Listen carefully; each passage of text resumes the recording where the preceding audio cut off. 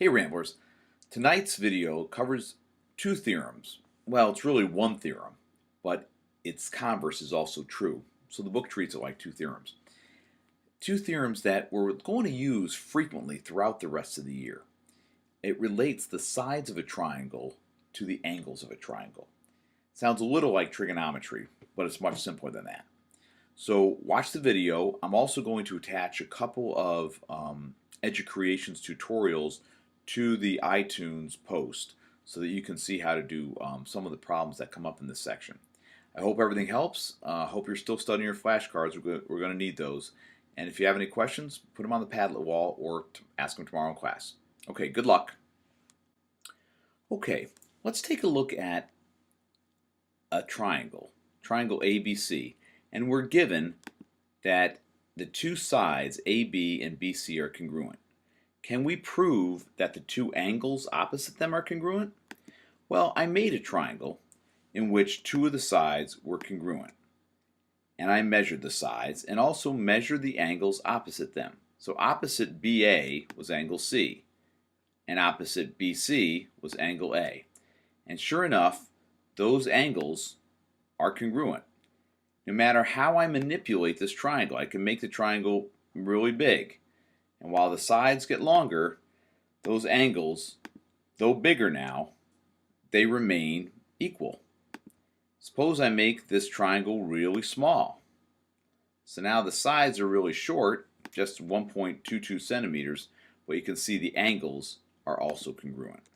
So the relationship certainly seems to exist, that if the sides of a triangle are congruent, then the angles opposite them are also congruent. Okay, well, how do we go about proving that? Let's take a look at a proof. I start out with AB congruent to BC. That was the given we began with. And then I drew the median BH. Well, you might not be sure that you can do that, and you can. We simply construct the midpoint of the base. So I construct that, and then I construct a segment to that midpoint, and by definition, that's a median. So I draw a median BH. If a segment is a median, then it is drawn from a vertex to the midpoint of the opposite side. I know then that, this should say AH is congruent to CH. Sorry about that.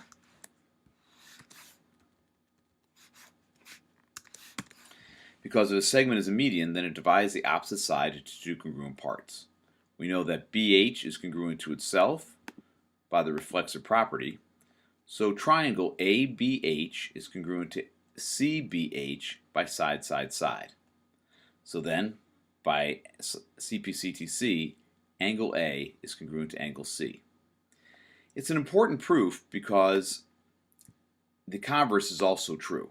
So if we look at the theorem, we just proved that if the sides of a triangle are congruent, then the angles opposite them are congruent. Now, I'd like you to make sure you make a card for that. On the front will be the triangle. You don't have to include the median, but it should be this triangle, and your given is that AB is congruent to BC.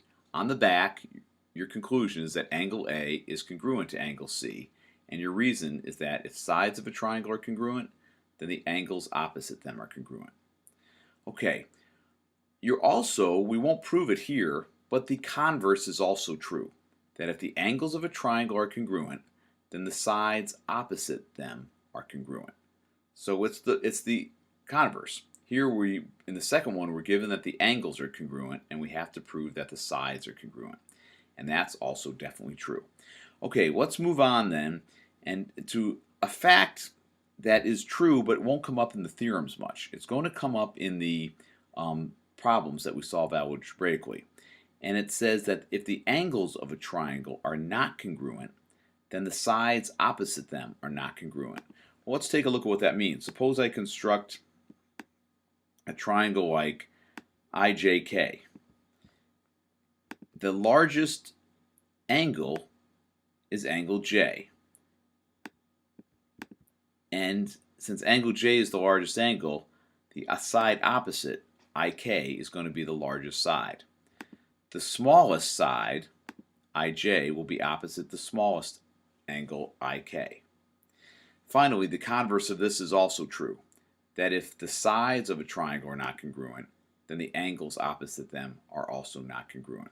So you can see there's a really important relationship between the sides and the angles of a triangle. Larger sides are opposite larger angles, smaller sides are opposite smaller angles, and congruent sides are opposite congruent angles. Okay, I can't tell you how important those theorems are. So just to review them one more time. If the sides are congruent, then angles are congruent, and you can use this abbreviation. But its converse, if angles are congruent, then sides are congruent, is also true. Some proofs are going to use one theorem, other proofs will use the other, and the trickiest ones of all will use both. So you can use these abbreviations, make sure you get them on cards, and why don't you make sure you watch the tutorials so you can handle some of the other problems that come up in the exercises. Okay, thanks for watching, and good luck, Ramblers.